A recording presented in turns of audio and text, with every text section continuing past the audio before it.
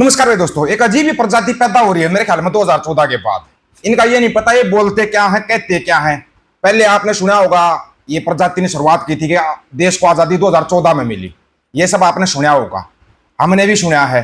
मतलब कि जो 1947 में आजादी मिली थी तो लीज में भीख में मिली और आजादी थी। 2014 में असली आजादी मिली थी। अब आरएसएस प्रमुख मोहन भागवत बोल रहा है कि भारत को आजादी उस दिन मिली थी जिस दिन राम मंदिर में प्राण प्रतिष्ठा हुई थी, उस दिन आजादी मिली थी। मतलब भूल जाओ, 2014 वाली आजादी भी भूल जाओ। ये ऐसा ही गोबर ज्ञान बांटेंगे स्कूलों और कॉलेजों के अंदर, यही गोबर ज्ञान चलेगा। आपने उसका भी बयान सुना होगा जो बीजेपी की प्रदेश अध्यक्ष हरियाणा की, बोला मैं जाट समाज की बेटी हूं। अर्चना गुप्ता नाम है शायद उसका, गुप्ता इन है वो, उसमें आते हैं तो आपको पता है मामन मणिया वाली उसमें आते हैं ये। लेकिन वो बोल रही मैं जाट समाज की बेटी हूं। अब चौटाला ने एक नंबर का ठोक का जवाब दिया। ऐसा जवाब जब नेता देने लग जाए ना तो समझ जाओ फिर सब कुछ लाइन पे आ जाएगा। सुन लो जवाब। की बेटी हूं मैं, बदनाम जाट समाज की बेटी हूं मैं। बदनाम करना बंद करें इस समाज को, जो देश के वीरों को जो वो कह रही है कि मैं खुद जो है जाटों की बेटी हूँ। कौन इससे कैसे बयान दे गुप्ता क्यों लिखती है जाट लिखे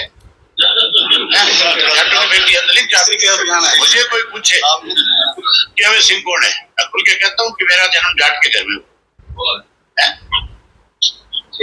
जाट समाज। हाँ जी, सुन लिया जवाब। अब इसको चाहिए अर्चना गुप्ता की जगह अर्चना जाट लिखना शुरू करे, तब तो हम इसको मान लेंगे। ये बोल रही मैं जाट समाज की बेटी हूँ, मेरे को बदनाम किया जा रहा है। और जाटों ने कभी हारना नहीं सीखा। 80 में तुमने सब कुछ किया, उसके बाद झुका दिया ना, सरकार को झुका दिया। सारे मुकदमे भी वापिस होंगे। और जो मेन मास्टरमाइंड है उस बच्चे का, जो वो खुद पुलिस का एसपी जब पत्थरबाजी करने लग जाता है तो समझ जाओ किस दर्जे पे पहुंच चुकी है बात, किस हद पर बात पहुंच चुकी है। रही बात दूसरी, इधर जाटों ने दिखा दिया तमाशा, अब वहां शीख तमाशा दिखाएंगे तुम्हारे को पंजाब के अंदर। तैयार हो जाना मोटा मोटा, ये भगवंता भी माफी मांगने के लिए तैयार होने वाला है। एक दिन और बीच में है, तेरी भी माफी आ जाएगी। क्यों? क्योंकि सबको पता लगता चला गया है कि अमेरिका से क्या प्रेशर आता जा रहा है। कौन सा प्रेशर आ रहा है? कमाल की बात है कि इनको आजादी कभी 2014 में मिलती है, कभी राम मंदिर में प्राण प्रतिष्ठा हुई तो आजादी मिलती है। इनको आजादी मिलती कहाँ है? और फिर ये खतरे में रहते हैं, फिर इनका धर्म खतरे में रहता है। कमाल की बात नहीं है? आपने किसी भी सिख को ये बोलते हुए सुना कि भाई मैं सिख हूं, सिख धर्म खतरे में? क्योंकि धर्म कभी खतरे में आता ही नहीं, चाहे वो सिख धर्म हो, हिंदू धर्म हो, मुस्लिम धर्म हो, ईसाई धर्म कभी खतरे में नहीं आता।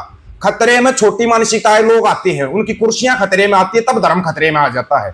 ये बात आपको भी पता होगी, हमारे को पता, सबको पता है। लेकिन कितना ही समझा ले, यहाँ पर समझने वाले नहीं है।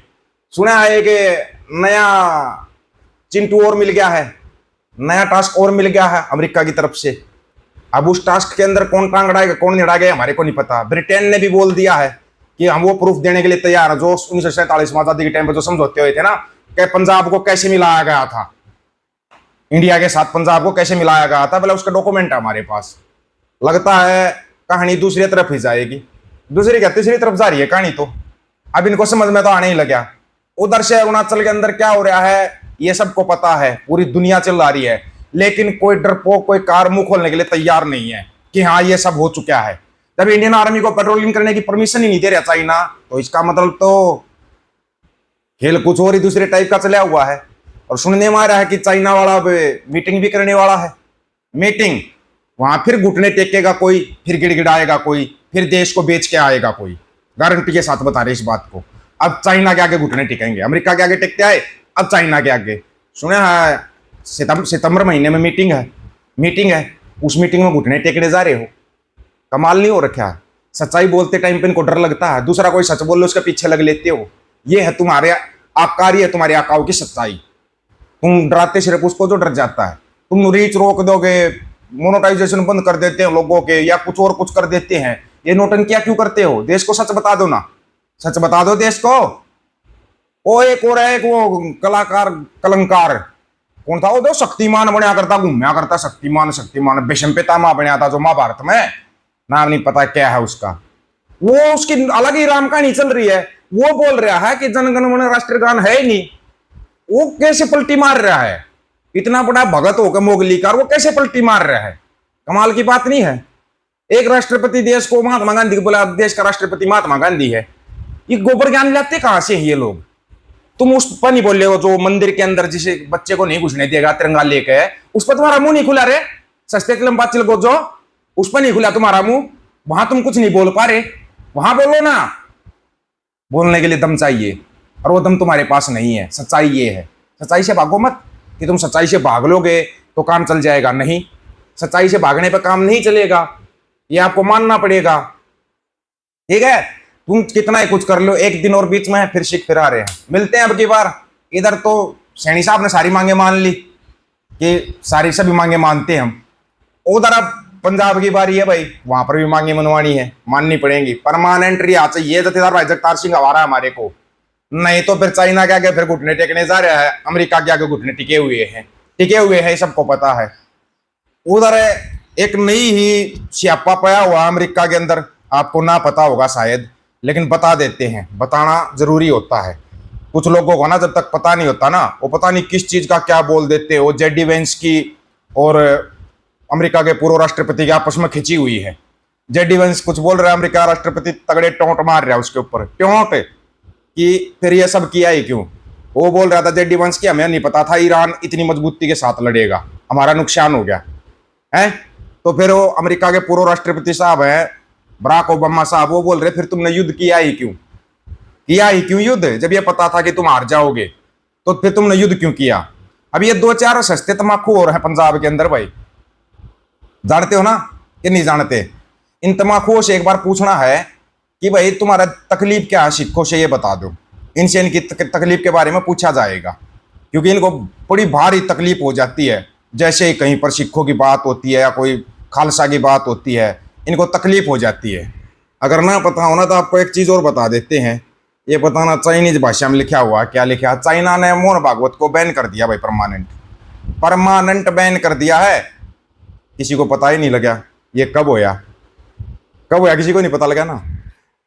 जेडी वेंस ने कहा हमने ईरान को कम आंका और युद्ध में $30 अरब खर्च कर दिए। बराक ओबामा ने जवाब दिया ऐसे परमाणु बम को रोकने के लिए जो ईरान के पास था ही नहीं। वाह जी वाह, कमाल नहीं हो गया।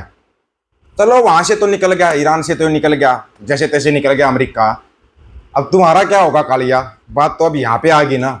यहाँ पे जो होने जा रहा है, भगवंत मान को भी समझा दिया कि ज्यादा टांगे बीच में मत अड़ाना। टांग अड़ाएगा बिना बात में, टांग कहीं और ही अड़ जाएगी, फिर बिना बात में अड़ जाएगी। बहुत कुछ चल रहा है अंदर खाते, आप लोगों को यही नहीं समझ में आ रहा कि हो क्या रहा, देश दुनिया में चल क्या रहा है। तुम्हारे को ये दिखाई दे रहा है उस बाबा ने ये बोल दिया, उस बाबा ने ये बोल दिया, तुम्हारे को बाबा हो बोल दिखाई दे रहे हैं। कोई कहते हैं मैं भगवान हूँ, हम उसने भगवान मान के बैठ जाओ, हाँ भाई ये भगवान है। ऐसा कुछ नहीं है, कोई भगवान भगवान नहीं होता, ठीक है। और सब सिखन को हुक्म है गुरु मानियो ग्रंथ, हुक्म है ये 10वें पिता का। तो गुरु ग्रंथ साहिब से बड़ा कोई गुरु है ही नहीं, उनसे बड़ा कोई गुरु हम किसी को मानते नहीं, और जिंदा दे कभी गुरु हो ही नहीं सकती। या आप लोग जितनी जल्दी समझ जाओगे ना, ये डेरे डेरों में जाना छोड़ दो, कुछ नहीं होता इन डेरे डेरों में। वहां पर मूर्ख बनाया जाता लोगों को, बस वो वोट बैंक बना रुपये छापने लग जाते हैं। तुम ऐसे के ऐसे रहते हो, एक दूसरे की मदद करना सीखो, जो कि तुमने आज तक नहीं सीख लिया, आज तक नहीं सीखा है।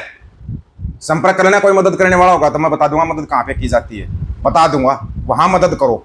आप लोगों की क्या राय है इसके बारे में, आप अपनी राय रखना, आपकी राय का इंतजार रहेगा। सभी साथियों को राम राम, नमस्कार, आदाब, सत श्री अकाल। वीडियो को ज्यादा से ज्यादा शेयर, चैनल को सब्सक्राइब, बेल आइकन को जरूर दबाना दोस्तों। हक और सच की बात हम करेंगे, वीडियो को शेयर करने की जिम्मेवारी आप लोगों की है।